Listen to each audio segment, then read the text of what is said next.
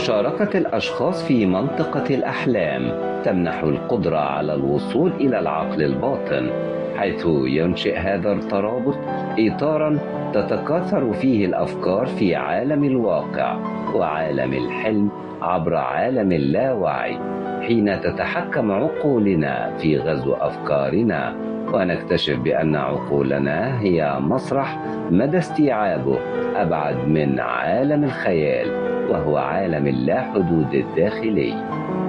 ماستر بيس الجزء الثاني هو معرضنا الجماعي اليوم لمجموعة من الفنانين والفنانات التشكيليين والنحاتين المبدعين، وذلك من داخل إحدى القاعات للفن التشكيلي بالقاهرة. لوحات المعرض متعددة الخامات والمقاسات والتقنيات والألوان والأعمال النحتية بخامة البرونز والجرانيت الأسود والستانلس ستيل.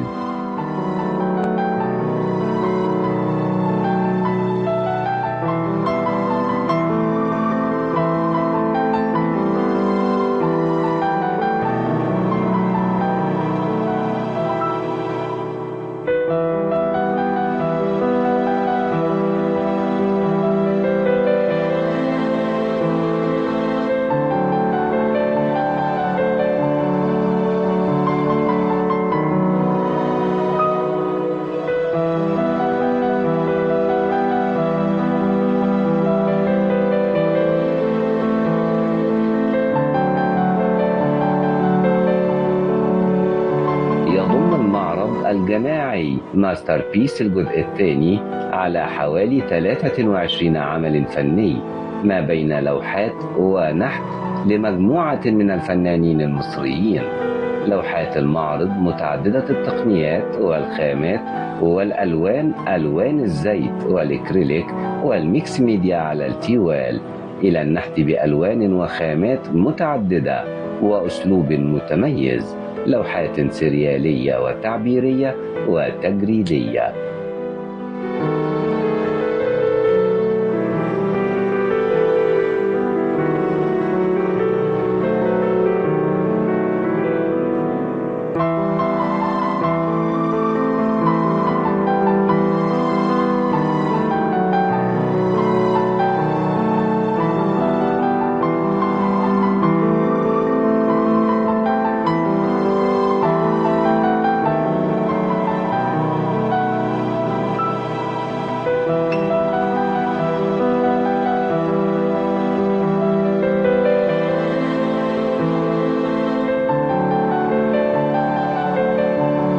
إن الفن التشكيلي هو التعبير عن القيم والصور الجمالية التي بالداخل على هيئة المجسم أو اللوحة أو أي وسيلة من وسائل التعبير التي يوفرها الفنان الماهر والمبدع وصاحب الحس والحرفة والقادر على محاكاة الواقع، وكل هذا من أجل التعبير عن أفكار وتعبيرات بداخله.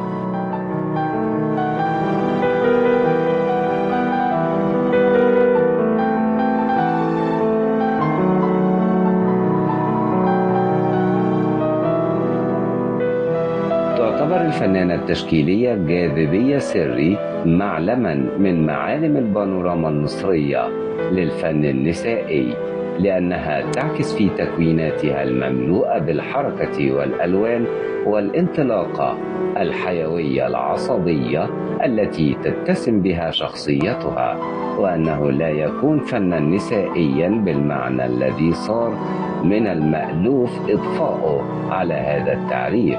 إن هذا خطأ، نظرا لأن التعبير الفني يجب أن يحكم عليه بمعيار القيمة.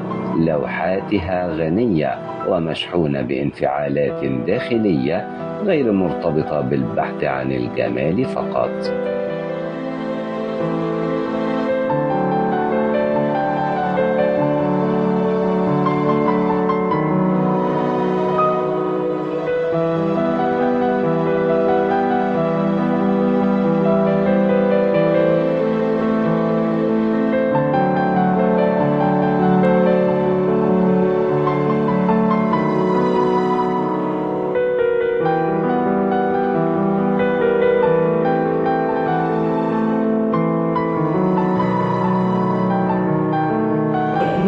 بيتعمل بعد انتهاء كل موسم، وهو يضم مجموعة من الأعمال اللي اتعملت في الموسم من خلال الموسم، ومن خلاله بنشوف تنوع كبير جدا جدا ما بين الفنانين وما بين الاتجاهات الفنية وما بين كمان الأعمار الفنية،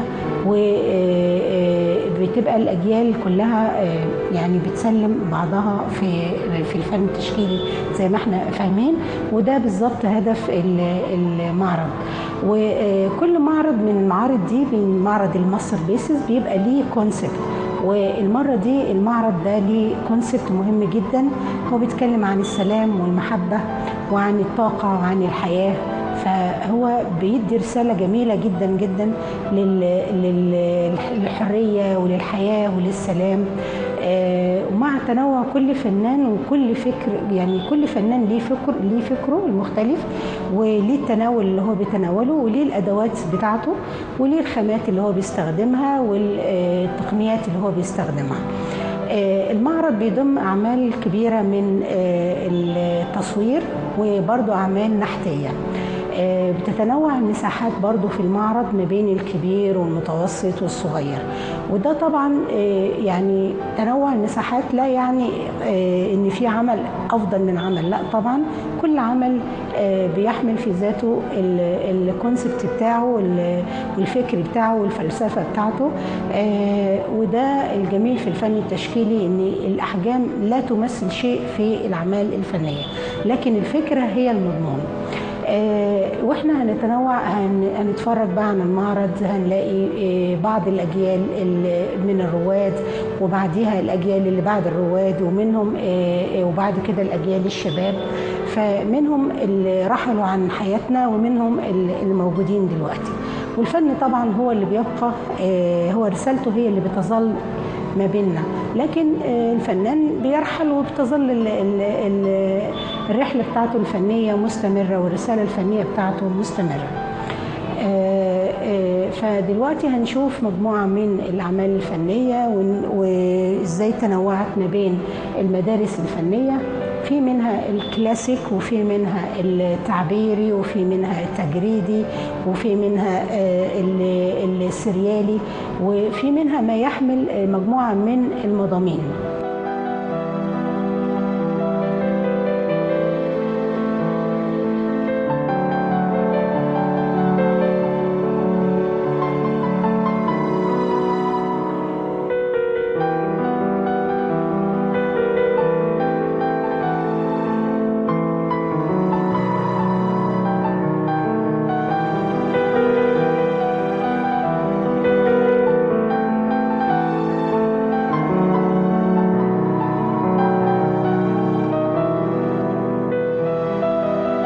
تقول الفنانة التشكيلية ياسمين الحاذق عن لوحاتها وأعمالها: قدسية الأسرة والروابط العائلية قدسية لها عذوبة خاصة، فروابط الدم التي لا تنفصل تتحول بالتبعية لروابط خفية تختار دوما أن تعود إليها بالحنين. البيت ليس مكان، إنما هو شعور يفوق السحر ولا يضاهيه أي شعور آخر. أجمل ما فيه هو يقينك أنك تنتمي حقا له. إنها أعمال فنية لها قدسية، قدسية أن أبتعد فأقترب.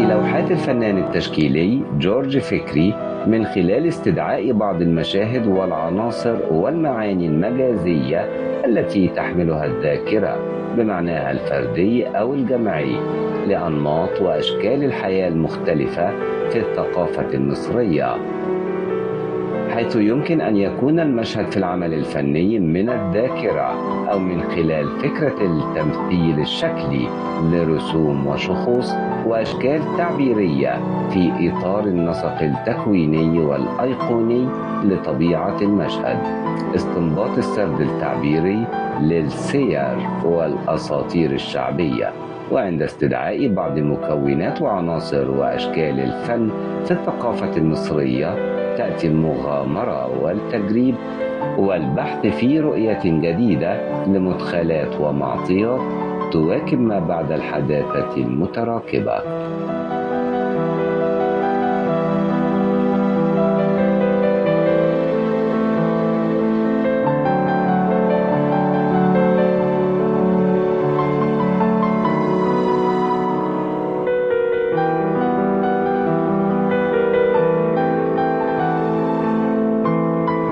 أعمال الفنان سام شندي، وهي لغته التي يتحدث بها، صوته الذي يعبر جدران مرسمه إلى العالم، معبرا من خلالها عن مكنون نفسه، باحثا عن هويته وجذوره وكينونته، ومتأملا في أفكاره في رحلته بين الشرق والغرب، وعودته مرة أخرى إلى وطنه الأم، وعلاقته بالآخرين وبقضايا الإنسان، كلها أمور يطرحها سام في أعماله، فلا يخلو عمل من رسالة يبحث عن كيفية ترجمتها إلى محتوى بصري.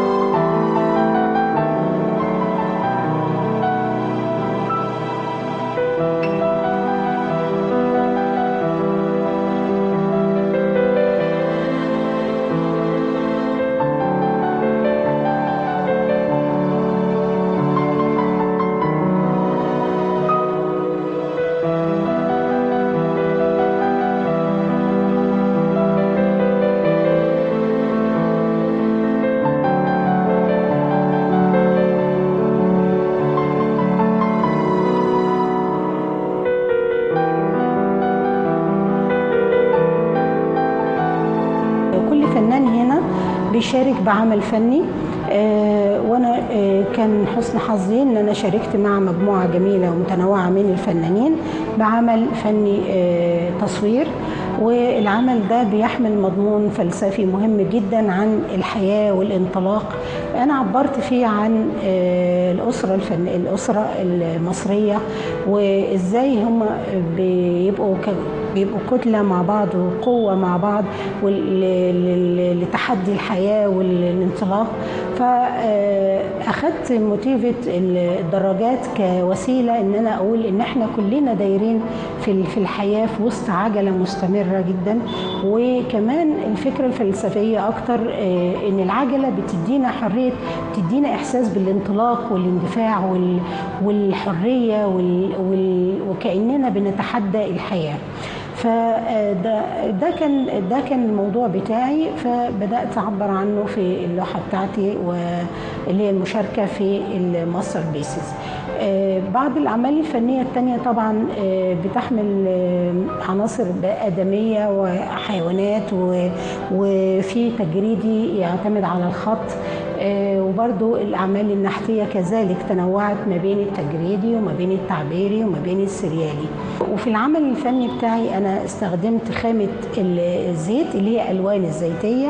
الألوان الزيتية أنا أفضلها جدا لأنها خامات طبيعية، وبتساعدني جدا على التناول الموضوع بشكل يعني فني جميل، ويعني بيتماشى مع فكري أنا. يعني كل فنان طبعا بيبقى عنده حرية اختيار الخامة بتاعته، وده لا يقلل من العمل شيء. ففي أعمال مثلا معمولة بالألوان الأكريليك، وفي أعمال معمولة بالألوان المائية، وفي أعمال بالألوان الزيتية، وطبعا في الأعمال النحتية برضو منها الحاجات اللي هي معمولة بشكل مباشر وبعدين بشكل بطين مثلا وبعدين تتصب، وفي أعمال معمولة بخامات مختلفة يمكن تكون شوية مختلفة هنشاهدها هنا، الأعمال التجريدية.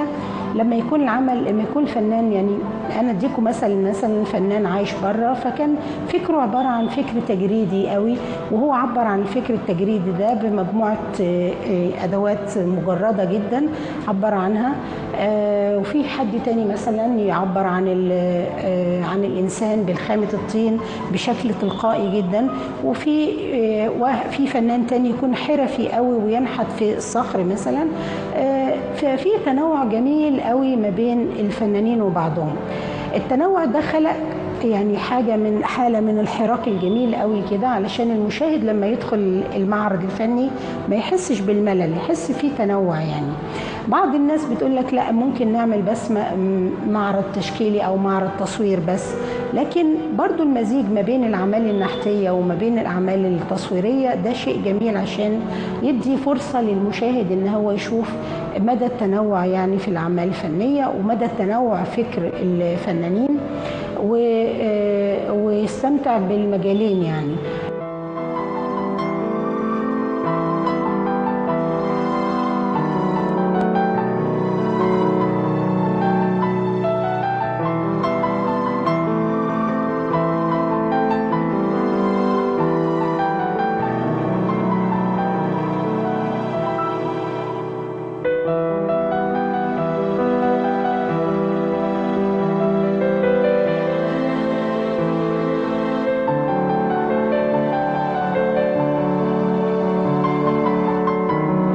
تسير الفنانة كاريل حمصي بأعمالها عكس الاتجاه الشائع، ترفض أن تسير مع الجموع، ترفض ضجيج الحياة المزدحمة، تقاوم حالة الكآبة ببهجة اللون، وحالة الضعف بقوة الإيمان بغد مشرق، تتصدى لسطحية التفكير بعمق الفكرة وقوة الرمز، وتتغلب على جفاف القاهرة وقسوة الحياة اليومية بعشرات النباتات والزهور التي تتنوع بين زهور عباد الشمس والخرشوف والعديد من النباتات.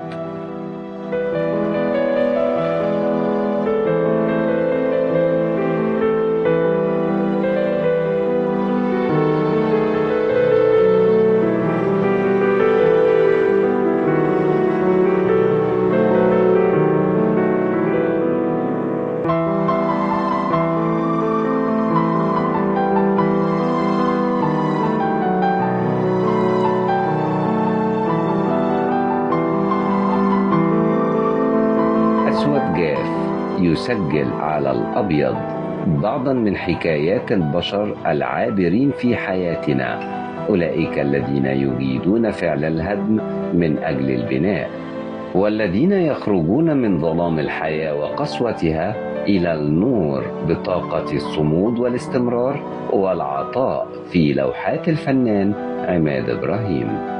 لم يكن الفنان يتخيل أن يطلق هذا الوسيط الجديد عليه، إذ لم يسبق وأن وظف القلم الجاف بأعماله الفنية من قبل هذا القدر من التغيير، لا سيما وقد اعتاد رسم أعمال الشبيهة بالفحم.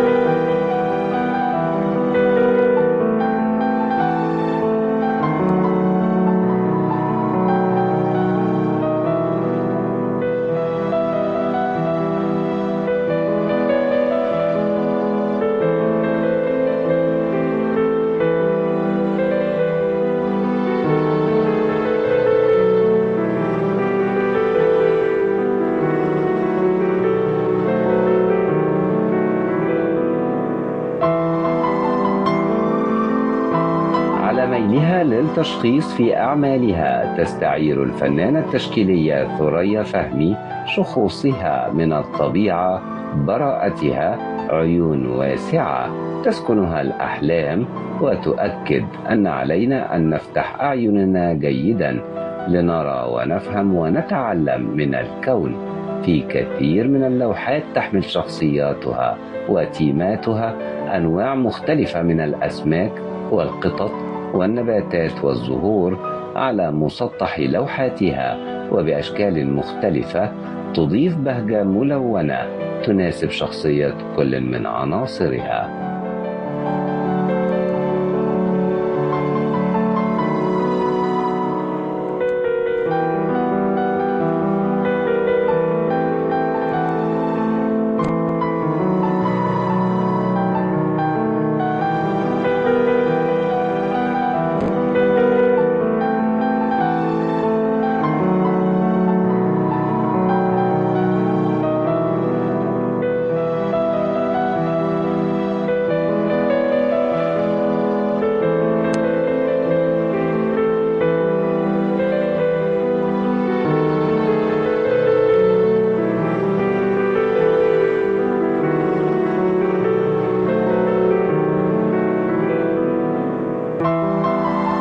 نحن لا نملك سوى أن نقع في حب شخوص الفنان والنحات أيمن سعداوي، ليس لأنها منحوتات تفيض بالبهجة مليئة بالحياة، بل لأنها خلقت حالة من الألفة معنا بمصريتها الشديدة، فهي قريبة الشبه بتلك الملامح التي نصادفها يوميا في شوارع مصر وحواريها ونجوعها. فطالما كانت أعمال تسجيلا للمشاهدات القابعة في ذاكرته.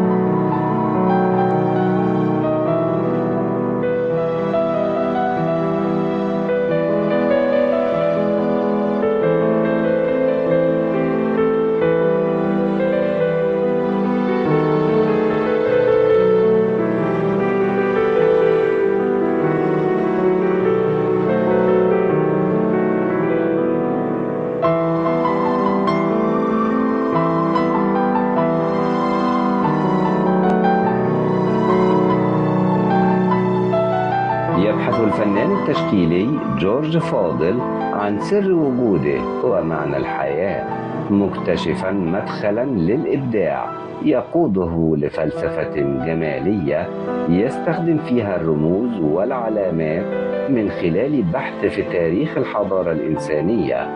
أعمال تدعونا للتأمل فيما وراء الشكل لنتمتع بالقيم التعبيرية والرمزية التي تسمح لنا بالتقرب إلى الإنسان وسط عالم صاخب ومضطرب مليء بالماديات.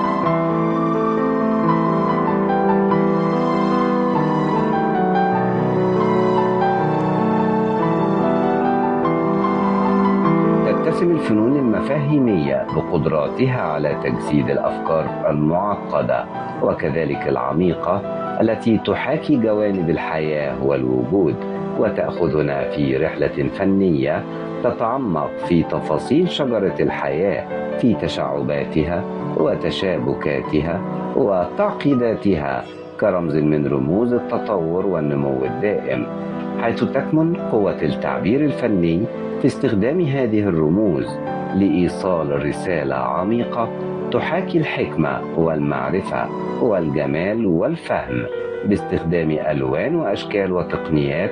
ومعرض ماستر بيس الجزء الثاني لمجموعة من الفنانين المصريين.